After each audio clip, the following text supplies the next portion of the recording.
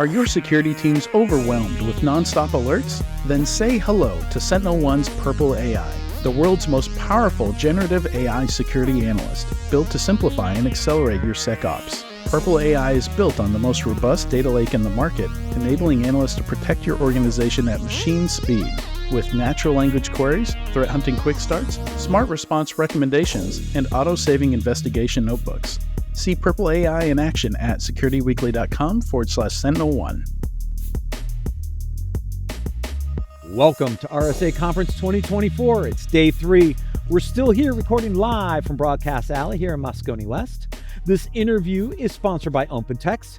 I'm your host, Matt Alderman, and joining me for this interview segment is Paul Reid, Global Head of Threat Intelligence at OpenText. Welcome, Paul. Thank you very much. Glad to be here. So we're going to talk next generation threats. That's right. Now, I hope that's a little different than advanced persistent threats, the old term we used to call these things. So what is a next generation threat? So next generation threats actually at times includes the advanced persistent threats we know today, right?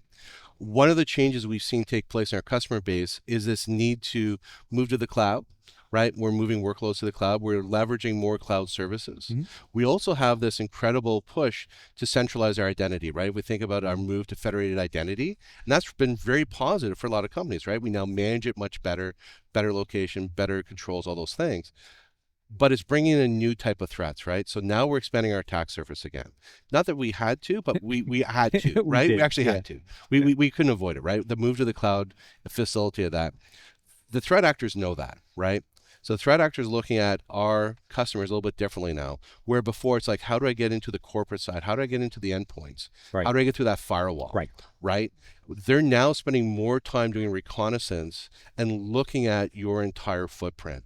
So when we start talking to our customers about advanced threats and next generational threats, we talk to them about the type of adversaries they're going to face and how the adversaries are going to work together potentially even.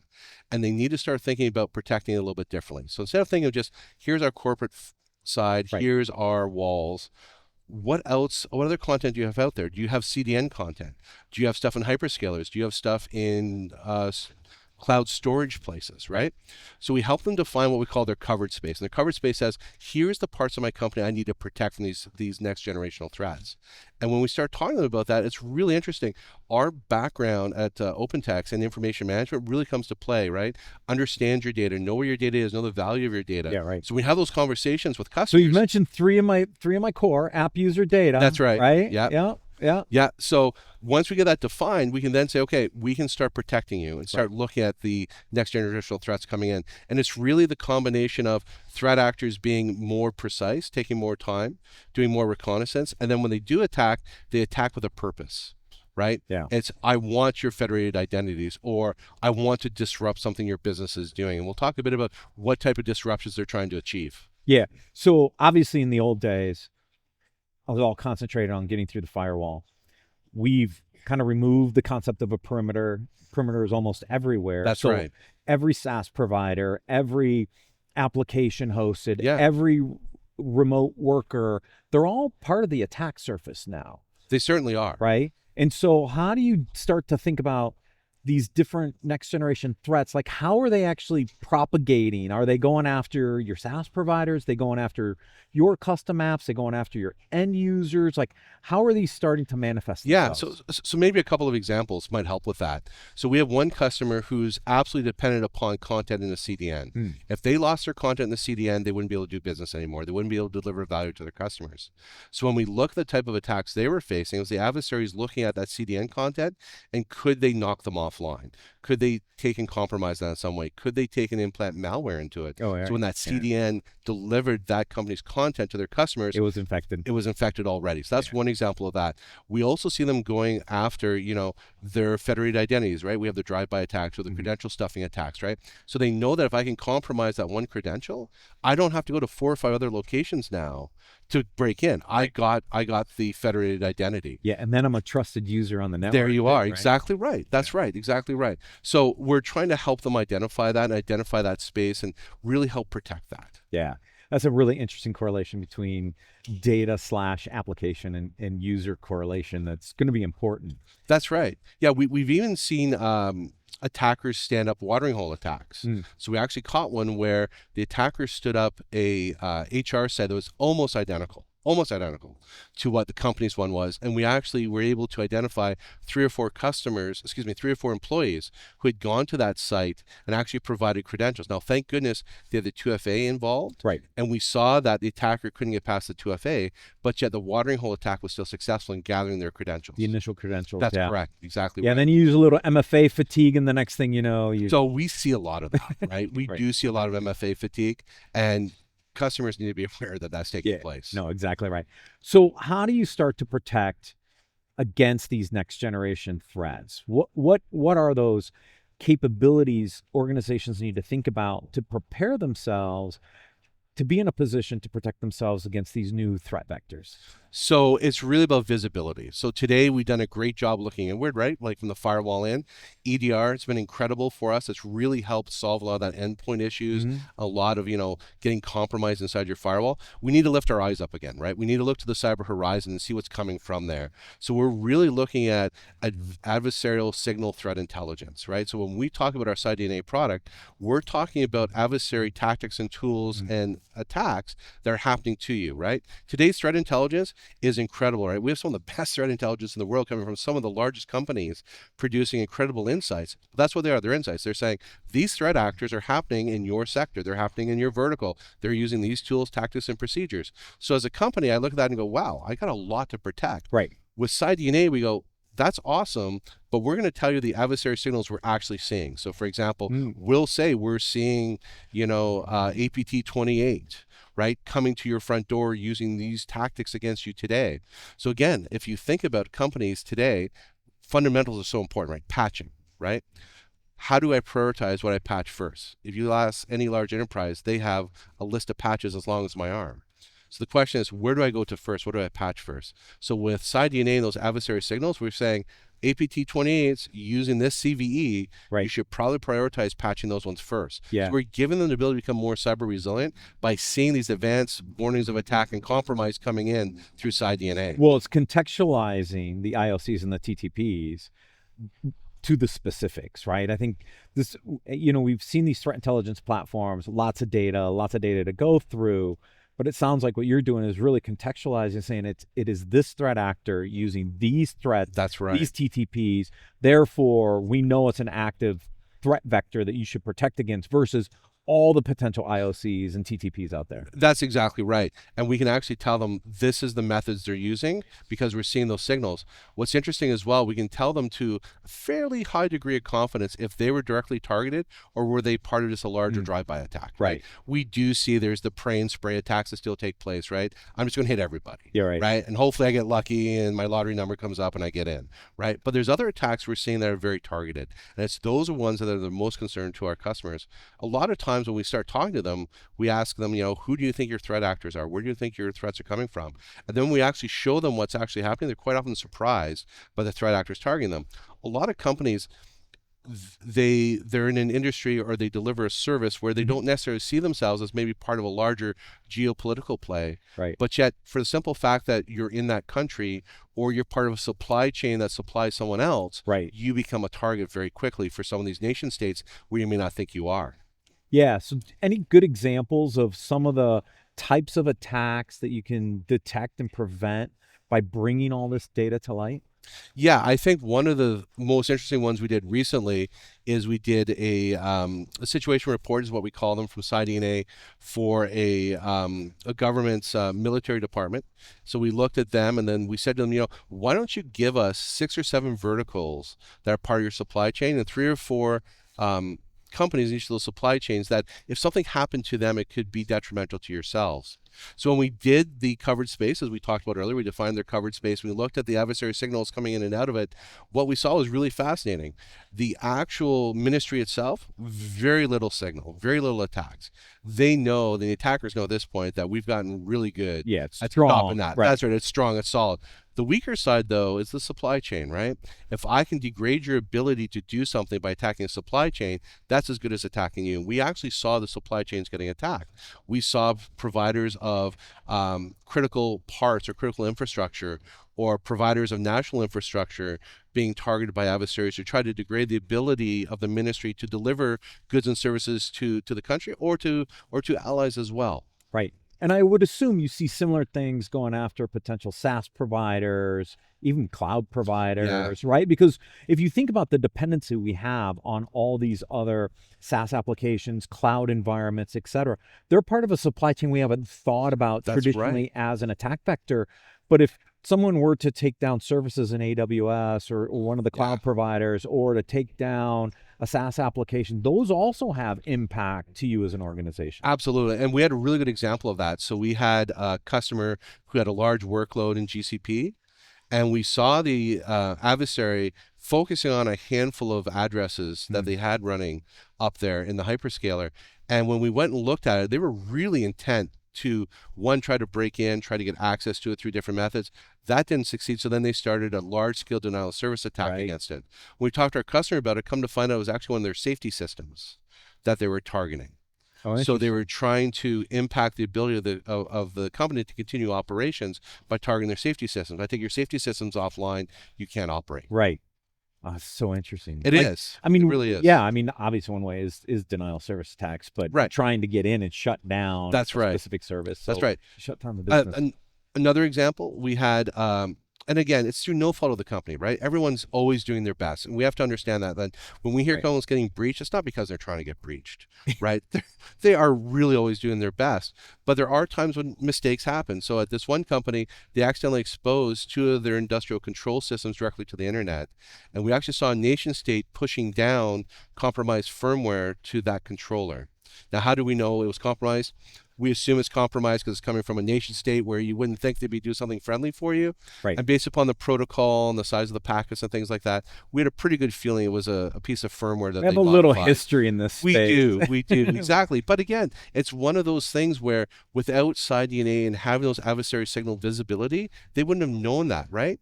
Because if they'd known that piece of equipment was directly connected, they would have disconnected it. Right? Yeah. The other one we see a lot of, and again, it's business opportunity and business taking place is, I need more compute. So someone goes, you know what? I got this server here. I'll stand up ESX on it, give you more elasticity, and great. So you stand up your workload, you're working on it, but no one ever goes back to patch it. So what do we see? Several days later, it gets popped with ESX IRs, right? Right. So again, these type of things happen, and we're providing visibility they may not otherwise have.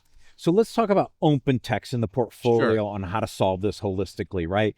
You guys have made a lot of acquisitions and moves over the years to assemble a lot of capabilities. And I don't know if everybody understands kind of the breadth of what OpenText does.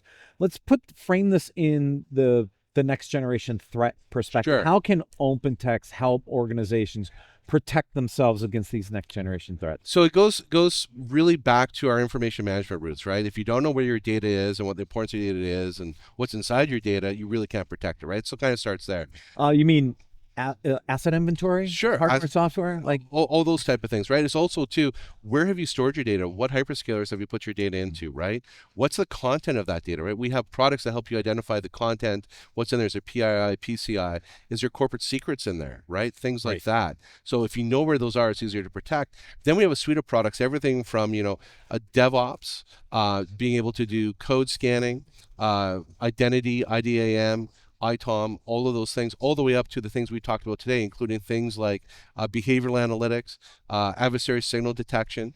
We have a network detection with our Bricata product. So we really span the entire space for our customers. We can provide a complete holistic solution from managing and understanding your data to protecting your data, and it really increases the overall cyber resiliency of that company.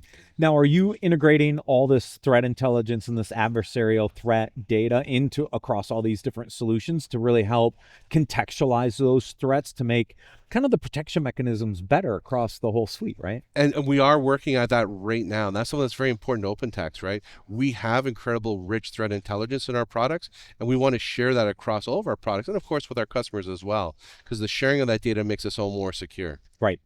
What's the future for OpenText? So we're really focused on bringing all those products together, as you just talked about, right? All those integration points, sharing of that threat intelligence.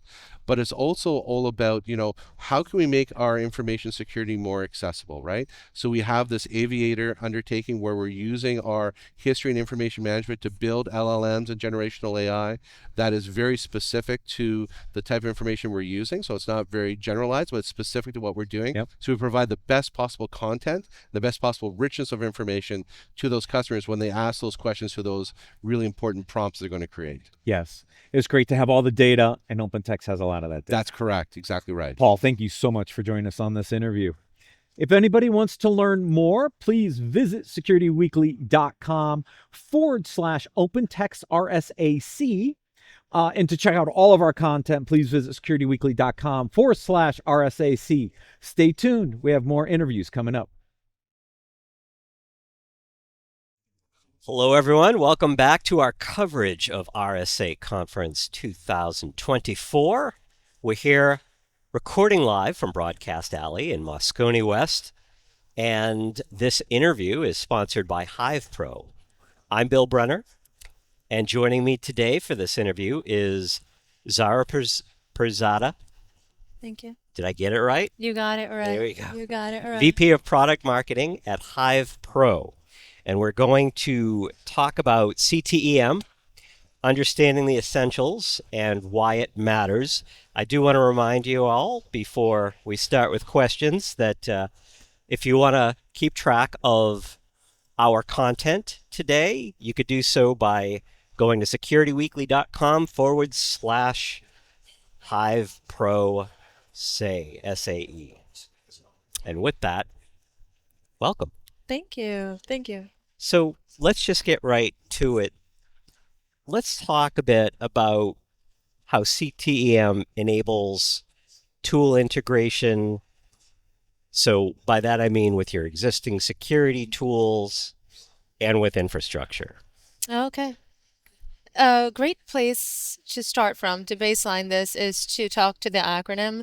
There are a ton of acronyms in the security game, and sometimes they just get really overwhelming. Especially in the cloud realm. Especially in the cloud realm. I was coming from Gartner as a former Gartner analyst, and while we were there, we were really acclimated to building this headache for others. But now, while I'm in the vendor world, I'm here to inherit the headache. And so let's make sure just to bring everyone into the conversation of CTEM and baseline it with that definition. What is continuous threat exposure management? At its heart, it's threat-informed defense. Yep. So to say threat exposure management is how can I limit, if I'm a vendor, how can I help limit your exposure to threats? Now, how does it integrate with infrastructure, your current securities tool stack? Well, it depends on how any one vendor goes about it. It is, after all, a framework by Gartner with that explicit purpose, that intended purpose to limit threat exposure. You're going to see a slew of vendors now with this messaging on exposure management saying, I'm going to proactively find a way to find the things that are wrong and to tell you what is wrong and what threat actors are likely to look for. Ideally, that's the ideal case. And I'm going to validate your controls. So then what infrastructure would you want to integrate with? What would you ideally want inside of your organization to speak to each other? Most tools are non-interoperable.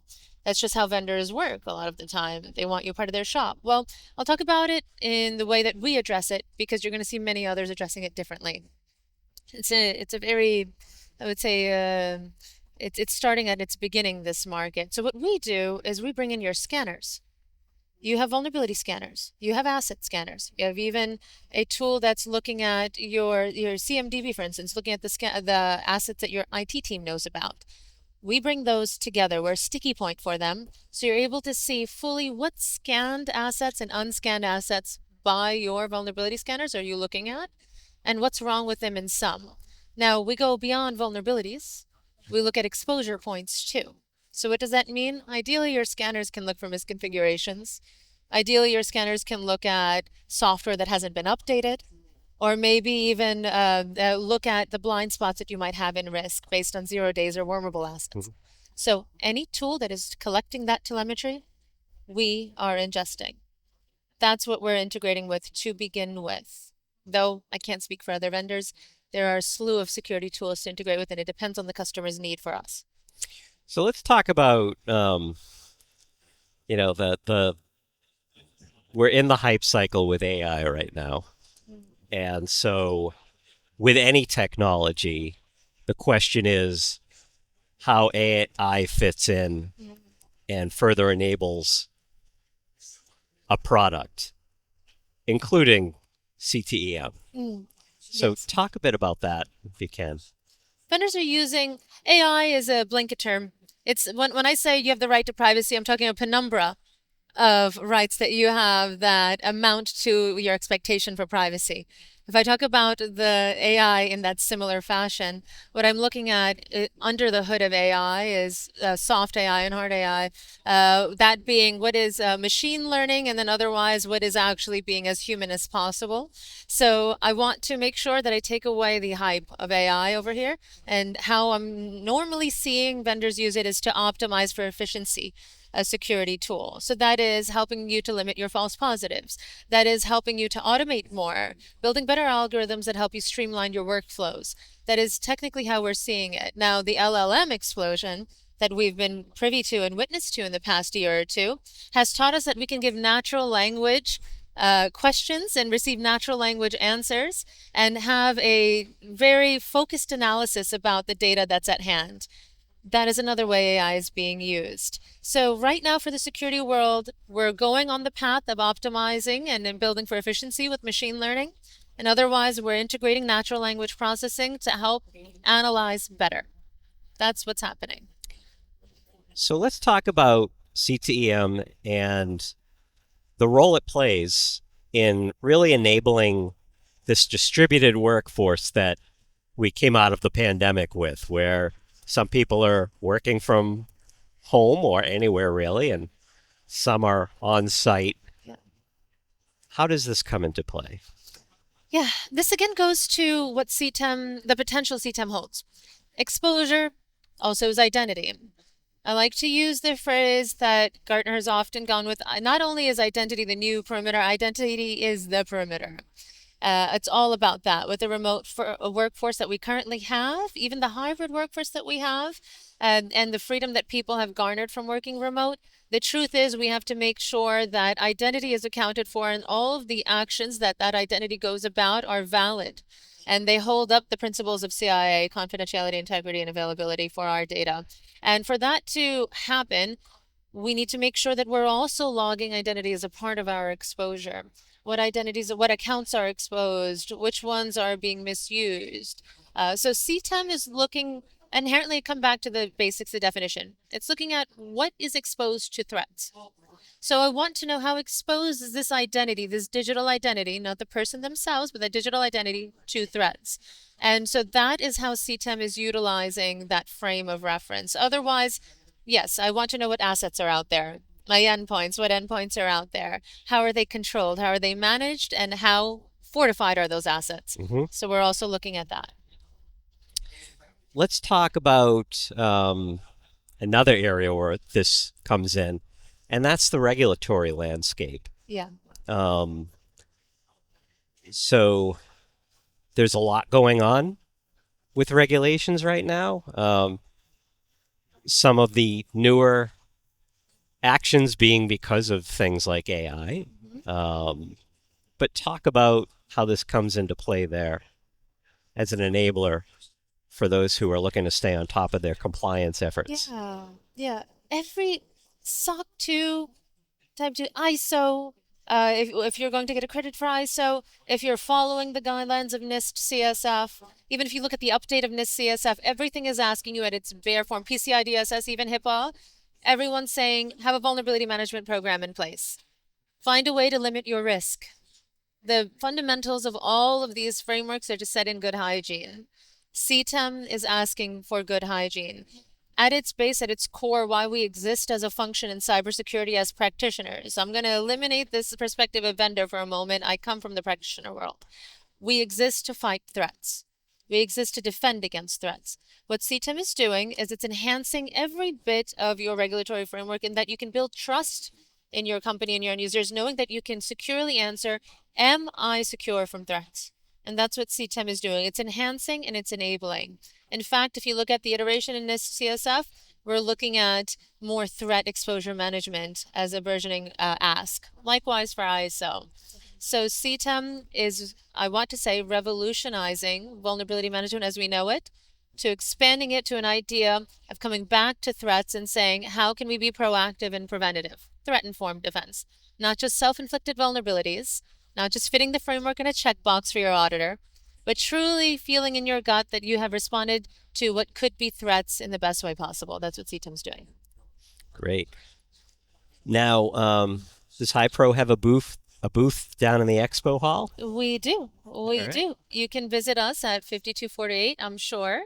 If I've gotten the number wrong, my apologies. I'm more than likely certain that it's 5248.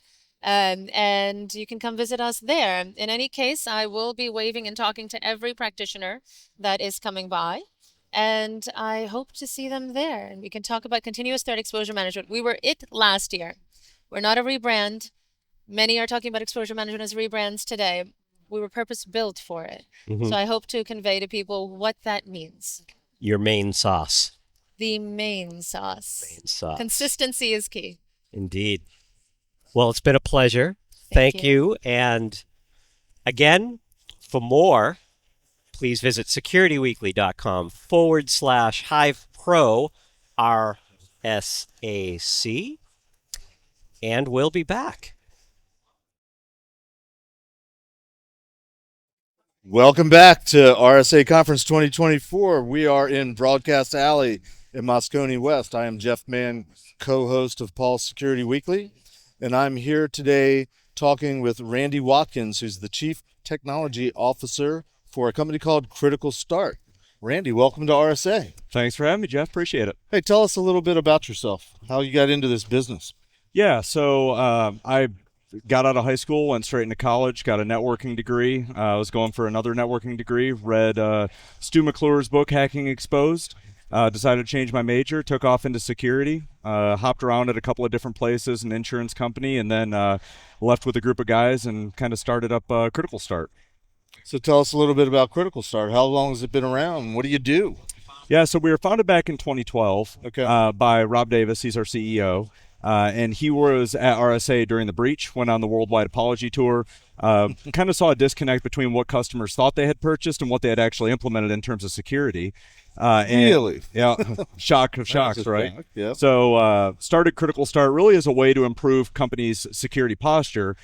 About 3 years into that, we saw that no matter how easy the solution was that we were selling, customers were still unable to operationalize it because of the headcount and expertise shortage. Right. So we kind of pivoted into what was then MSSP, but actually providing value, and then turned into MDR after Gartner came up with the term for it. And we've been kind of providing world-class MDR services ever since. And we were just talking about marketing and terminology, but you latched on the Gartner term. So tell us a little bit about, briefly define, what is MDR? So where MSSPs were historically checkbox oriented, just providing the basics of 24/7, MDRs really came along and added the value that organizations wanted out of MSSPs to the equation. So instead of just escalating alerts endlessly via email and turning alert fatigue into email fatigue, really doing the investigation and then the response to kind of contain those threats internally. I mean, if I was a client, I would want my third-party service to actually find the bad guys and the bad activity and at least alert to the right thing, if not detect and respond and all that kind of stuff. So that's kind of what you're going for? Yep, that's what we've been doing for about 8.5 years. So we started it way before it was cool, before it had its own term, before everybody was doing it. And we've kind of innovated and differentiated ourselves ever since. So in the old days, we just called it logging and log review and looking for the needle in the haystack, the something that was weird, the something that was off. How has that evolved and how has it not evolved over time? And what was lacking in MDR that made you guys want to try to do something a little bit different? So fully loaded question. It's still a lot of log. Welcome. Thank you. It's still a lot of log review, but our approach is a little bit different. So still a lot of hay, more hay than ever, more needles than ever. Yep. But our approach, instead of kind of looking through the hay to find the needles, we just burn the hay.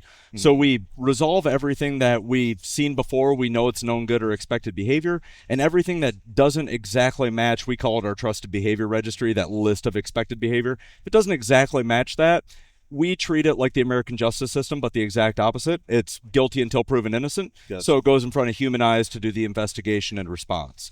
There's a lot of MDR providers that still do the needle in the haystack, or they try to build a better mousetrap. They try to make more effective detections. But what you see is kind of the trade-off between effectiveness and efficiency. So if you make more efficient detections that generate less alerts, you're oftentimes compromising the effectiveness that leads to more detections and identifying the attacker's behavior earlier on in that kill chain or MITRE framework. Okay. So we were talking a little bit before air about sort of the traditional versus traditional forms of security in general, which is very reactive and responsive. And you started talking a little bit about this idea of proactive security. Dig into that a little bit. What are we talking about? Yeah, so I wrote a long blog on this. I mean, the security industry is full of ebbs and flows. And when you look at the releases of technology over time, reactive and proactive is definitely one of those ebb and flow cycles. So we had, firewalls that kind of stop things and antiviruses that stop things. And then we had EDR that kind of finds things. And then you have next-gen AV that kind of stops things. And when it comes to operationalizing the reactive technology, it's really, really difficult because it's a lot of data very quickly. Right. So MDR developed to really operationalize that reactive technology. MDR, detection and response, is a reactive control. Something has to happen for us to detect it and respond to it. Well, now, if you look at Gartner, Forrester, IDC, really any of the analyst communities, they're essentially calling for MDRs to fully replace the entire portfolio of services that MSSPs were offering, but really bring the value. And MSSPs were doing things like prioritizing risks or doing vulnerability scans, stuff like that. Right. So we started this initiative about a year and a half ago, really looking at how can we provide more value to our customers earlier on. So it's great to have that reactive backstop, but being more proactive and improving security posture and preventing the attacks before they hit that backstop is really where most organizations want to go. And with a third party, they can kind of more aptly pivot to do that, leaning on that third party for the expertise, for the headcount that they lack internally. Gotcha. So where do you fit in sort of the classical world of the log collection, what people like to call the SIM, which I don't know if there's ever been one that really worked, frankly. You mentioned that earlier. Where do you sort of fit in the food chain in terms of, I'm assuming a lot of your companies, your clients have a SIM, have something already. Are you ripping and replacing it? Are you before, middle, after? Where do you kind of fit in? What's the sweet spot?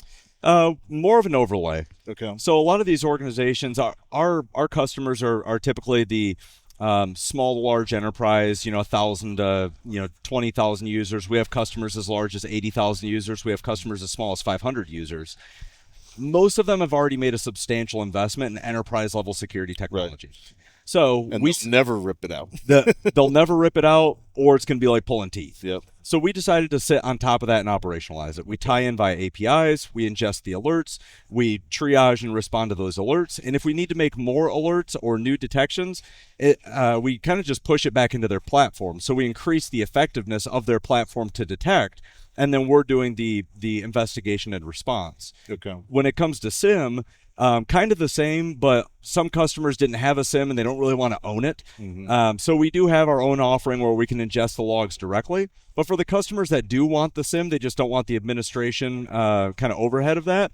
We also provide that managed SIM service where we're looking at log source health, what sources are coming in. We're looking at forwarders. We have the ability to kind of configure the forwarder and bounce it if it starts, stop sending logs, things like that. So we can really kind of take customers from a very low security maturity profile and kind of bring them up to being a world-class security organization. Because at the end of the day, security is about responding to the attacks, not preventing them all. It's my opinion. How does this get deployed? Are you in the cloud? Are you on-prem? Are you completely managed? What's it actually look like deployed at a client? Yeah, so from an architecture perspective, APIs on everything. Okay. So the only real on-premise thing that we're going to put is a log aggregator and forwarder.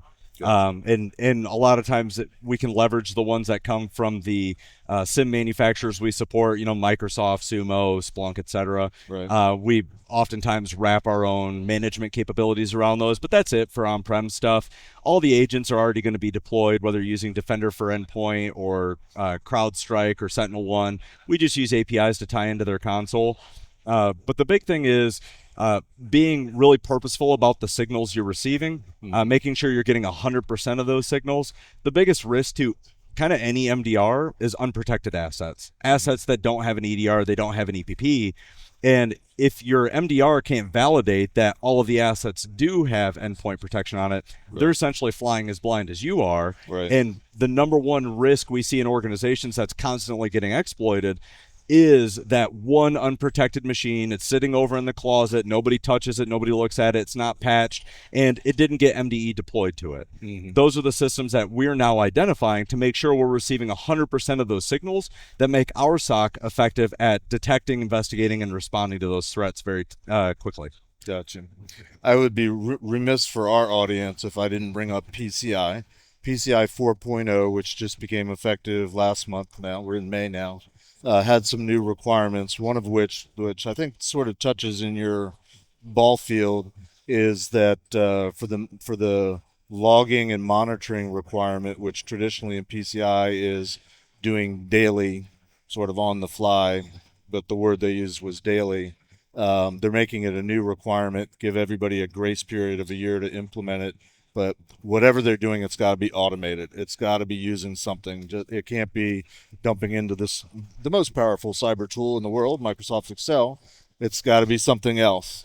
You guys feel comfortable that you can play in that space and bring a solution that meets that moniker of automated response?